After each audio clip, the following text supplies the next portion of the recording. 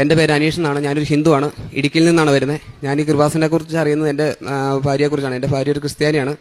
ഞാൻ കല്യാണം കഴിച്ചേക്കുന്നത്. അതായത് എന്ത് ചെയ്യാൻ ഒരു ആത്മഹത്യയുടെ ഒരു വക്കിൽ നിന്നപ്പോഴാണ് ഇതിനെക്കുറിച്ച് എന്നോട് പറയുന്നത്. ഇവിടെ വന്ന് നമുക്ക് ഉടമ്പടി എടുക്കാം, എല്ലാം ശരിയാകും എന്ന് പറയുന്നത്.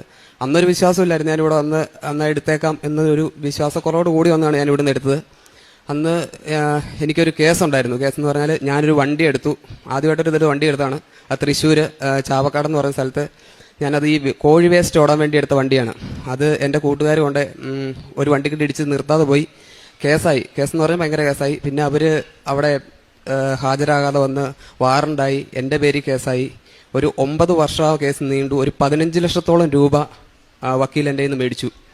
പൈസ ആഴ്ചയിൽ 7000, 4000, 2000 വെച്ച് മേടിച്ചുകൊണ്ടിരിക്കുമായിരുന്നു. ഒരു സുപ്രഭാതത്തിൽ എന്നിട്ട് ഞാനിവിടെ വന്ന് ഞങ്ങൾ പ്രാർത്ഥന തുടങ്ങി. രാവിലെ നീലത്തിരി കത്തിച്ചു. നീലത്തിരി കത്തിച്ചതിൻ്റെ ഒരു അനുഗ്രഹമായിട്ട് ഞങ്ങൾക്കൊരു മാതാവിൻ്റെ രൂപം തിരിൽ നിന്നും കിട്ടി. അതിൻ്റെ പിറ്റേ ദിവസം എന്നെ ശിക്ഷിക്കും എന്ന് പറഞ്ഞ കേസ് വരണമെന്ന് പറഞ്ഞ കേസ് വക്കീൽ എന്നോട് ഇങ്ങോട്ട് വിളിച്ചിട്ട് പറഞ്ഞു, ഇനി കോടതി വരണ്ട, ആ കേസ് തള്ളിപ്പോയി, ഇനി നീ കോടതിയിലേക്ക് വരണ്ടെന്ന് പറഞ്ഞു. പിന്നെ രണ്ടാമത്തെ കാര്യം, ഈ കേസിൻ്റെ പേരിൽ എൻ്റെ കൂട്ടുകാരുടെ കയ്യിൽ നിന്ന് ഞാൻ കുറച്ച് പൈസകൾ കടം വാങ്ങി. ഒരു 5-6 ലക്ഷം രൂപ കടം വാങ്ങി. ഇത് കുറച്ച് നാൾ കഴിഞ്ഞപ്പോൾ ഇവർ ഭയങ്കര പ്രശ്നത്തിലാക്കി. കാരണം പൈസ ഞങ്ങൾക്ക് ഇപ്പം തന്നെ വേണം, അല്ലാതെ ഒരു മാർഗ്ഗമില്ല, ഞങ്ങൾ അത് വീണ്ടും കേസാക്കുമെന്ന് പറഞ്ഞു.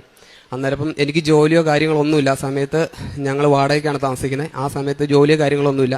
പിന്നെ പണ്ട് ജോലി ചെയ്തിരുന്ന ഒരു മുതലാളി എന്നെ വിളിച്ചിട്ട് പറഞ്ഞു, എനിക്ക് ജോലി അന്വേഷണം നടക്കുന്ന സമയത്ത് ആ മുതലാളി എന്നെ വിളിച്ചിട്ട് പറഞ്ഞു, അനീഷ് ഇപ്പോൾ വരുവാണെങ്കിൽ ഞാൻ 40,000 രൂപ മേളിൽ നിനക്ക് ശമ്പളം തരാം, വരുവാണെങ്കിൽ എന്ന് പറഞ്ഞു. ഞാൻ പിറ്റേ ദിവസം അവിടെ ചെന്ന് കയറി. പിന്നെ ഇവർ വിളിച്ചോണ്ടിരിക്കുക, കൂട്ടുകാർക്ക് പൈസ കൊടുക്കണമല്ലോ, അവർ വിളിച്ചോണ്ടിരുന്നപ്പോൾ ഞാൻ മുതലാളിയോട് പറഞ്ഞു, എനിക്കൊരു ലോൺ എടുത്ത് തരാമോ, ഞാൻ അവർക്ക് പൈസ കൊടുക്കാനേ, ഞാൻ കുറേശ്ശെ ഇവിടെ നിന്നിട്ട് അടച്ചോളാം എന്ന് പറഞ്ഞു. അന്നേരം മുതലാളി പറഞ്ഞു, എനിക്കിപ്പോൾ ലോൺ അടക്കാൻ ഒരു സാഹചര്യമില്ല, എടുത്തു തരാനൊരു സാഹചര്യമില്ല, ഞാൻ വേണമെങ്കിൽ അവരെ വിളിച്ച് സംസാരിക്കാം. അതായത് എൻ്റെ മാതാവിൻ്റെ, അതായത് ഈ കൃപാസന മാതാവിൻ്റെ രൂപത്തിൽ എൻ്റെ മുതലാളി എൻ്റെ മുമ്പിൽ വന്നു.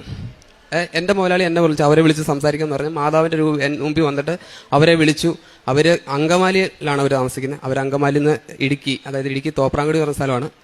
ഞാൻ ഇരട്ടയാറാണ് ജോലി ചെയ്യുന്നത്. ആ കടയിൽ വന്ന് മുതലാളിയോട് സംസാരിച്ചപ്പോൾ അവർ പറഞ്ഞു, ഞങ്ങൾക്ക് പ്രശ്നങ്ങളൊന്നുമില്ല, മാസം ഞങ്ങൾക്കൊരു തുക വെച്ച് തന്നു കഴിഞ്ഞാൽ ഞങ്ങൾക്ക് പ്രശ്നങ്ങളില്ല. അന്നേരം മാസം എത്ര തുക നമുക്ക് ഓവറായിട്ട് കൊടുക്കാനില്ല, കാരണം ഞങ്ങൾ വാടകയ്ക്കാണ് കിടക്കുന്നത്, ചിലവ് എനിക്ക് മാത്രമേ ജോലി കിട്ടിയിട്ടുള്ളൂ, കിട്ടിയ സമയത്താണ്. അന്നേരം അവരോട് മുതലാളി സംസാരിച്ച് പറഞ്ഞു, മാസം ഒരു 10,000 രൂപ വെച്ച് ഈ 6 ലക്ഷം രൂപ ഞങ്ങൾക്ക് തന്ന് തീർത്താൽ മതി. അത് എനിക്കും ആശ്വാസമായി, അവർക്കും ഒരു പ്രശ്നം. ആ പ്രശ്നങ്ങളൊന്നും ആ പ്രശ്നങ്ങൾ അവിടെ തീർന്നു. കടബാധ്യത, ആ പ്രശ്നം അങ്ങ് തീർന്നു. ഭയങ്കര അനുഗ്രഹമാണ് കിട്ടിയത്. എൻ്റെ ഈശോയ്ക്കും എൻ്റെ അമ്മയ്ക്കും മാതാവിനും ഒക്കെ നന്ദി, 1000 നന്ദി പറയുന്നു.